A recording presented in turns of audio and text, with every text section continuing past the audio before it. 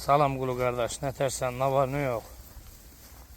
Qulu qardaş, o 550 baş sattığa çıxan heyvan buralarda qadan alım. Görürsən, bax, buralarda qardaş, təmiz 550 başdır, içində 30 dənə erkəyi var. İnşallah kim nə qədər istəsə problem yoxdur, satmaq olar.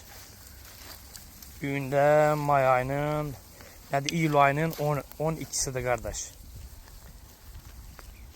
Bax belə, hamısını bir-bir çəkəcəm qardaş.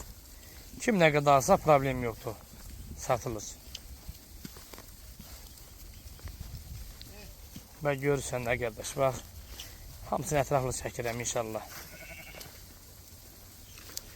Bir-birindən gözəl. Qulumunun haradasa 250 dənəsi qardaş, birinci qarına şişəkdir.